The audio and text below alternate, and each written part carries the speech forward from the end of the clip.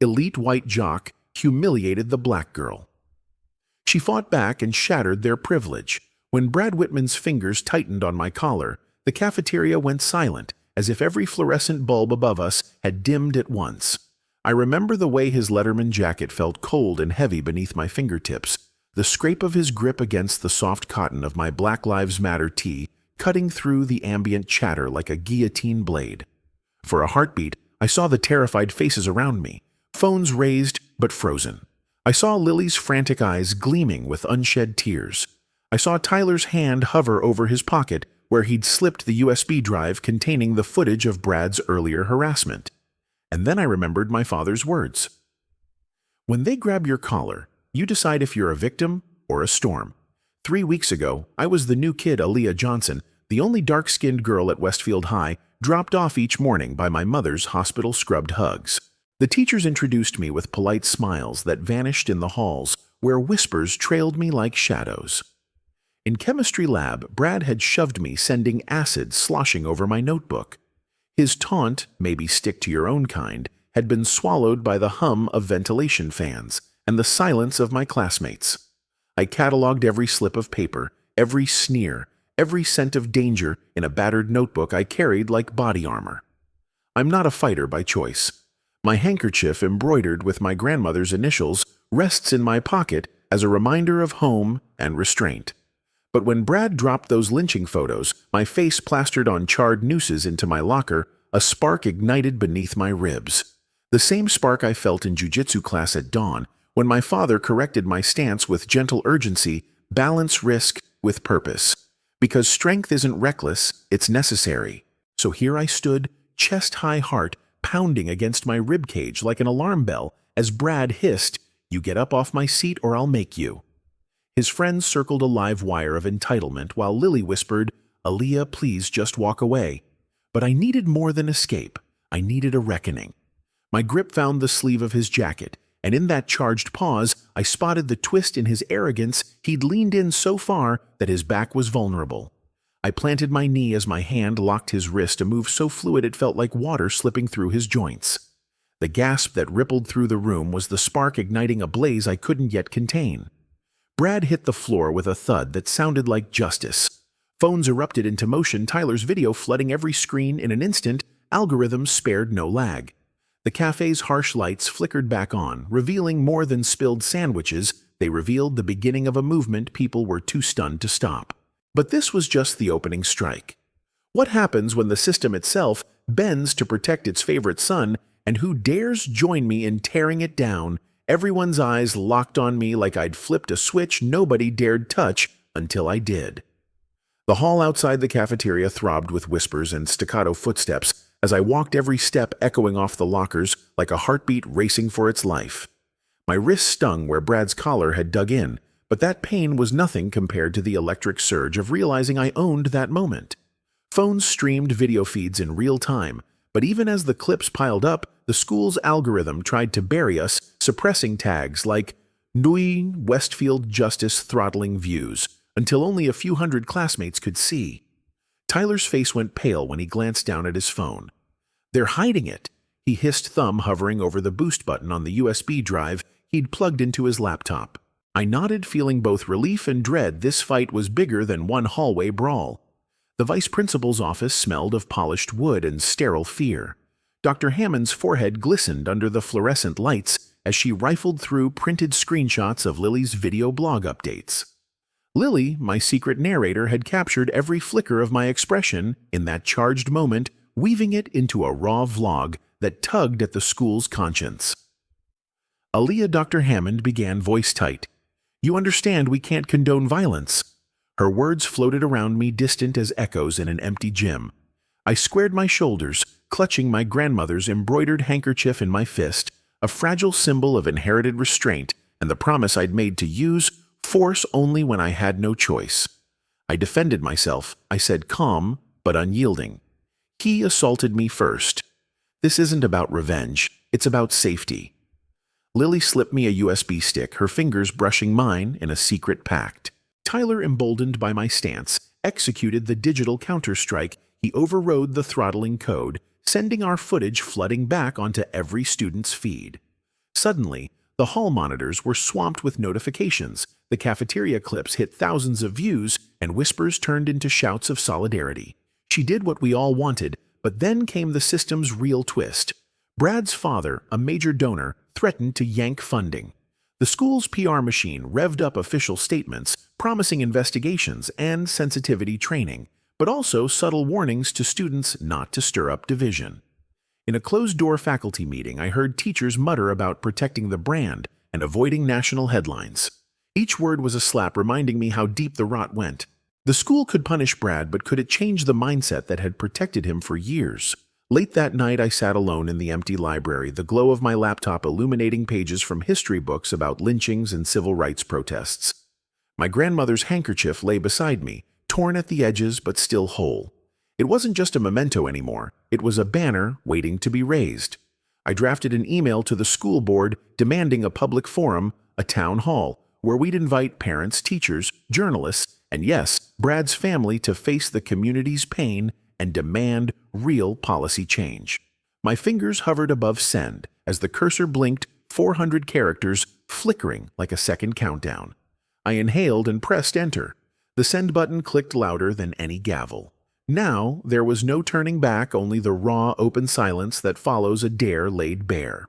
What would happen when the system itself was summoned to testify? "Did you really just summon the entire school board?" Mr. Reynolds' voice crackled through the speakerphone, echoing off the kitchen walls as I paced between the refrigerator and the counter. I stopped mid-step, staring down at my trembling hands, clutching the mug my grandmother gifted me, a chipped porcelain cup with her maiden name etched in fading cursive. "Yes," I said, my voice steadier than I felt. "Every parent, every administrator, every donor is invited. They all need to see what happens when you throttle the truth." Mom hovered in the doorway, arms folded, her eyes a mix of pride and fear. "Aaliyah, you're risking everything, expulsion lawsuits, even your safety." I met her gaze and swallowed the lump in my throat. I know I whispered, but if I don't risk something, nothing changes. 2 days later, our town hall night unfurled in the school's otherwise sterile auditorium. I stood backstage, heart pounding so loudly I could swear. Brad's face flickered on the exit sign. Lily's vlog camera whirred nearby, capturing every exhale. Tyler tapped my shoulder, USB drive in hand, ready with the hard proof. As we stepped into the glaring lights, I felt the weight of that handkerchief in my pocket, a symbol of generations of women who'd stitched resilience into scraps of fabric. The crowd was a patchwork of faces, anxious parents in business suits, angry alumni clutching donation pledge envelopes, curious reporters balancing microphones, and a smattering of students, my peers, some nodding, some whispering, conspiratorially. And at the front, Brad sat stiff as a statue, flanked by his father, Mr. Whitman, whose sharp gaze felt like a spotlight on my worst fears. I cleared my throat, lifted the mic, and every ounce of doubt fled. "Thank you for coming," I began, voice crystal clear. "Tonight isn't about me. It's about every student whose voice has been silenced. Every moment of harassment dismissed as kids being kids. Every time our school's brand was prioritized over our safety." Murmurs rippled through the hall. I clicked the USB into the speaker system. Lily's raw video footage filled the room. Acid spills, locker insults, that cafeteria chokehold. The screen flickered, then roared into life, Brad's grip tightening on my collar in slow motion. Gasps and outcries followed. Halfway through, the unexpected twist hit the school's network firewall, activated, severing the feed mid-playback. The lights snapped off, plunging us into darkness. Panic fluttered in my chest, a physical reminder of how the system could still pull the rug out from under us. Tyler, eyes blazing, yanked the laptop and switched to his personal hotspot. The crowd's phone screens lit up in unison as the video reappeared, streaming straight from his phone. Phones recording screens, a digital rebellion. In that blackout, I realized we weren't just fighting Brad or his father. We were up against an invisible code designed to bury truth. But as the footage returned, so did the lights, and with them came a ripple of applause that rose louder than any objection. I held up my grandmother's handkerchief, now dirt-smudged and torn. "This," I said, voice thick, "is my banner." The applause cracked like thunder, yet, as the echoes faded, I spotted Mr. Whitman's tight-lipped glare, and heard a hushed whisper, "They'll sue her next." My pulse thundered. Lawsuits, reprisals, every risk was real, but I'd already decided there was no turning back. The mic slipped from my fingers, and as Lily caught it for me, I knew the fight was far from over. "Did you really think turning off the projector would stop us?" I hissed under my breath as the auditorium lights flickered back on, revealing dozens of phone screens still alive with Tyler's stream.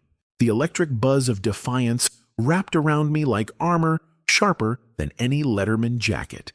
In that moment, I felt every ancestor's heartbeat in my veins, reminding me that courage wasn't silent.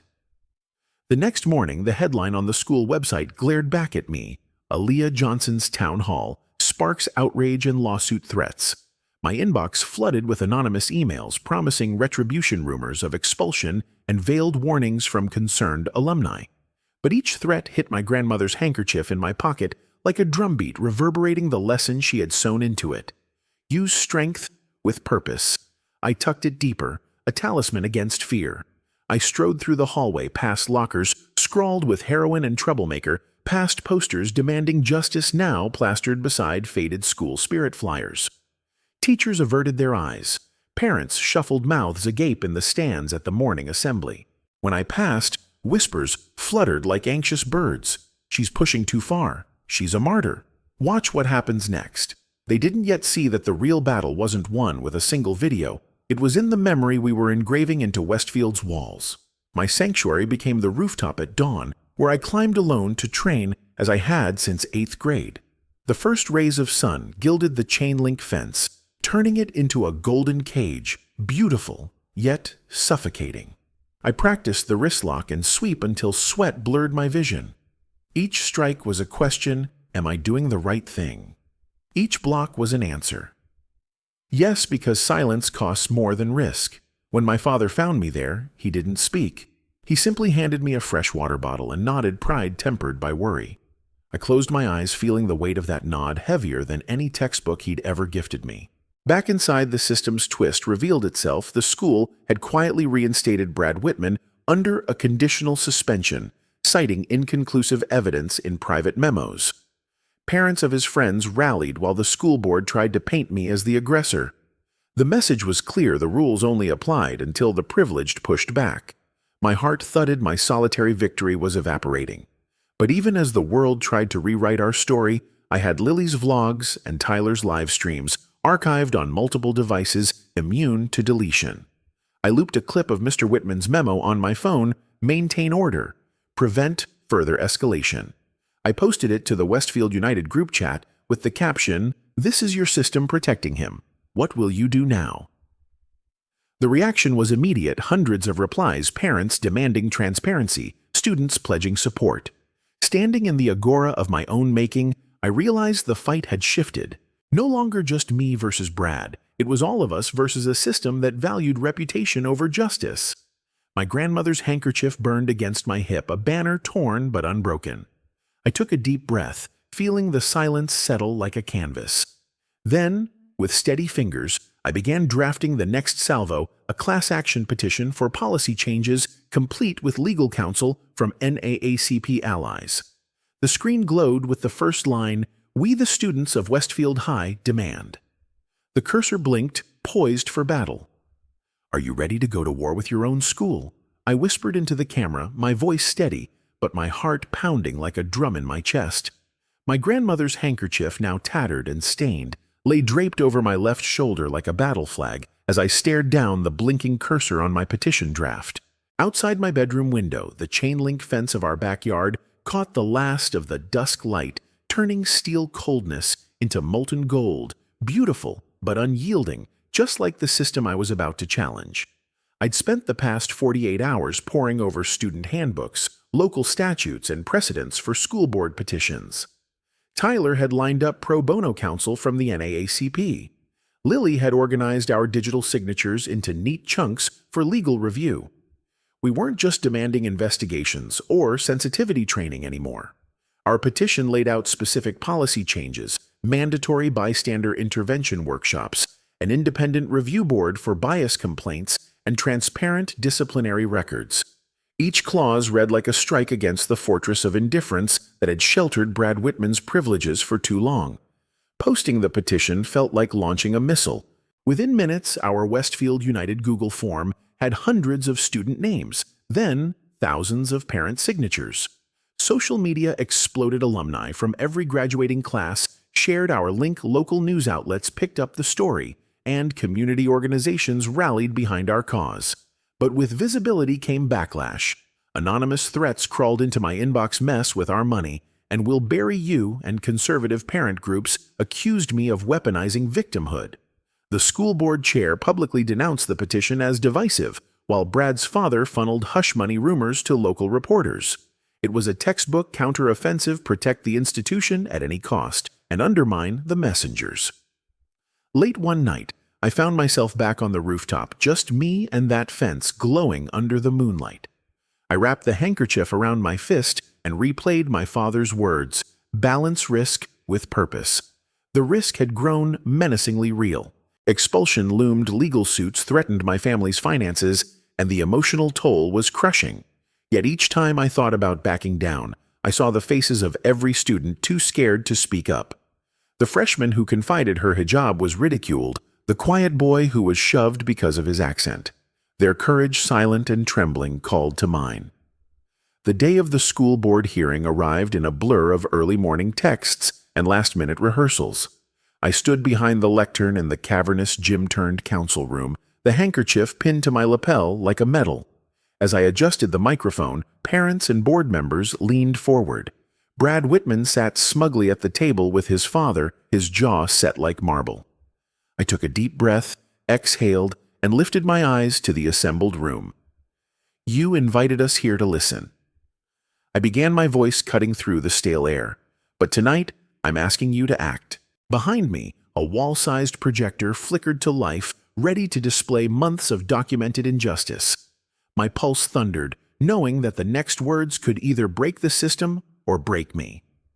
Don't look away. This is your community you're betraying.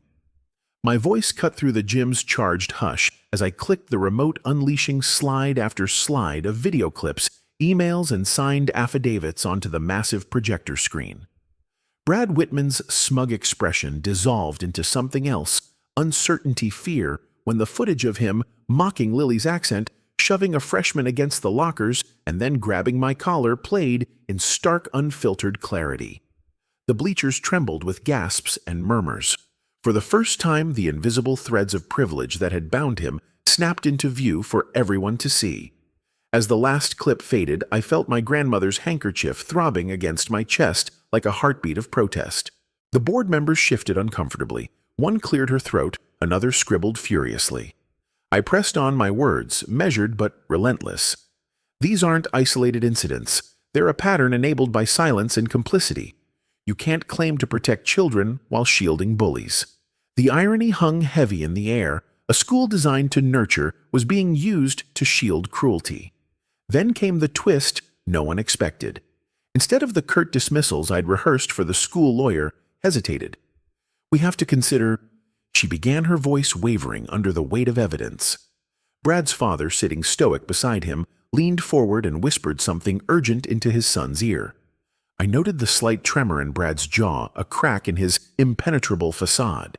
The same kid who'd once stood untouchable in the cafeteria was now a boy reading the writing on the wall. Suddenly the room exploded with applause, not from my allies, but from parents I'd never met, whose children had been hurt in their own ways. They rose, voices overlapping. Thank you for speaking. We were scared.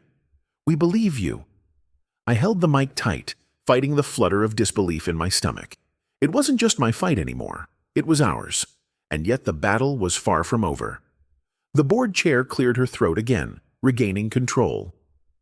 Your petition has merit, she announced, voice heavy, but we must follow due process. She outlined a painfully slow timeline: committees, subcommittees, policy drafts, pilot programs, essentially months of bureaucracy before any real change.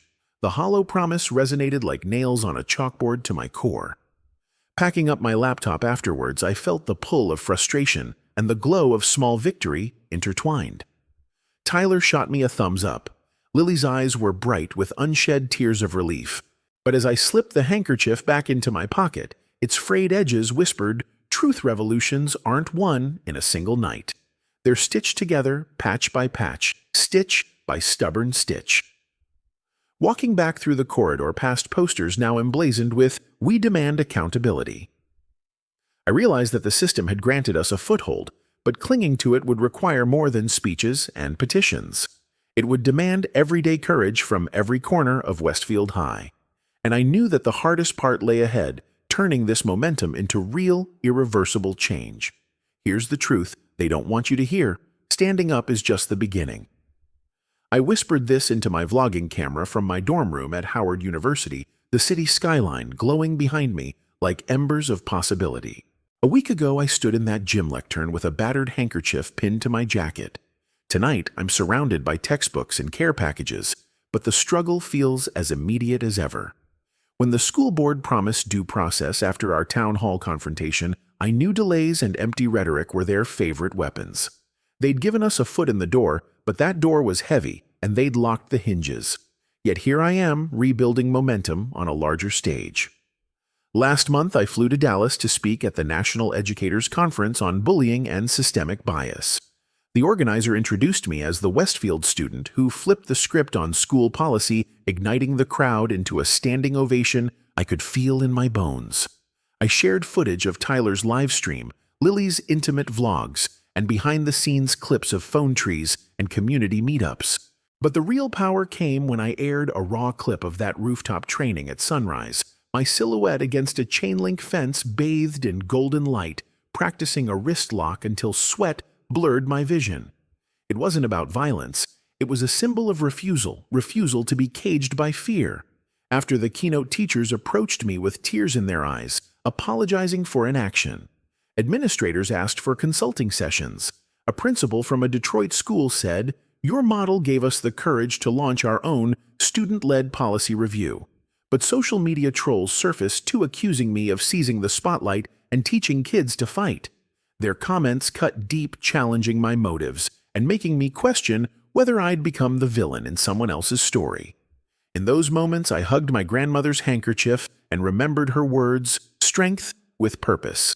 If purpose meant wading through mud to get to solid ground, then I'd wade. Back in my Howard dorm, I see a fresh batch of messages from Aaliyah High in Texas, the girl whose defense inspired Deshaun's intervention. She's organizing her own town hall there, and she asked if I'd mentor her online. I watched her first video shaky, but determined as she described her cafeteria humiliation. I left a comment, "Don't underestimate yourself. Document everything. When they grab your collar, you become the storm." Then I texted Lily and Tyler, "We're in this together coast to coast." But as I closed my laptop, a new email notification blinked an invitation from the U.S. Department of Education to join a task force on school safety. My chest tightened. This is the realm of policy law lobbying territory I hadn't fully navigated. The risk, getting swallowed by bureaucracy, losing the raw human urgency that fueled Westfield's revolution. Yet the opportunity gleamed like that rooftop sunrise, a chance to turn patchwork victories into nationwide safeguards. I folded the handkerchief one last time and tucked it into my pocket. The battle was no longer confined to hallways or gym floors, it had reached the corridors of power. And now, standing at this crossroads, I realized that every choice from here would echo far beyond me, shaping what justice truly looks like in schools everywhere. Do you ever wonder what happens when the fight you started becomes bigger than you? I asked the camera from my childhood bedroom, the walls now covered in newspaper clippings and hand-lettered signs from rallies past. My grandmother's handkerchief finally mended at the edges, draped across my desk like a sacred relic, its faded stitches tracing the journey from that cafeteria to this very moment. Outside, the dusk sky over Baltimore bled purple and gold, mirroring the bruises I used to worry about, but learned to wear as marks of victory. It's been 2 years since I first stood up to Brad Whitman, 2 years of petition drives, conferences, and heartbreak as the system clawed back. After joining the Department of Education task force, I realized that policy isn't a sprint, it's a marathon through quicksand. I poured my afternoons into drafting federal guidelines for mandatory transparency in school disciplinary actions, pushing to make video evidence admissible in every district. But as I watched my proposals stall in committee meetings, I felt the same gut clench I had when the school board promised due process but delivered months of delay. Policy people spoke in spreadsheets and timelines. I remembered the raw power of a single video clip snapped from a student's phone. That tension came to a head last month when I returned to Westfield High as a keynote speaker for their Martin Luther King Day assembly. Walking past the trophy cases, I saw the handkerchief pinned behind glass, once an illicit banner now displayed like a trophy of reform. It glowed beneath the spotlights, a reminder that symbols can shift from outrage to inspiration if we refuse to let them fade. I stepped onto the stage, the room electric with anticipation. My speech wasn't about policy or lawsuits. It was about the heart, how courage is an everyday commitment, not a headline. I spoke of Lily's vlogs, Tyler's live stream, and how a freshman in Texas used those same lessons to protect herself. I told them that real change demands a village, not a lone hero. Afterward, a freshman girl approached me, eyes wide. She clutched a folded handkerchief identical to mine, sewn by her own grandmother. "I'm scared," she whispered, "but I want to be ready." My chest ached with recognition. I knelt, pressing the handkerchief into her trembling hands. "This is your banner now," I said, voice soft but resolute. "Carry it forward." As she walked away, the auditorium doors opened to a cascade of snow, swirling like confetti. It felt like the sky itself applauding. Back in my dorm that night, I replayed her steps in my mind. The fight I sparked now lived in others, their voices ringing louder than any policy memo. And while the work ahead still lay tangled in bureaucracy and backlash, I understood that victory isn't a destination, but a relay. I folded my grandmother's handkerchief into my pocket and stepped outside, snowflakes melting against my skin. The cold bit like a reminder justice is never comfortable, and it never ends. But as I looked at the footprints I left behind, and those starting beside me, I realized the next chapter was already being written. And that thought, more than any trophy or speech, filled me with hope.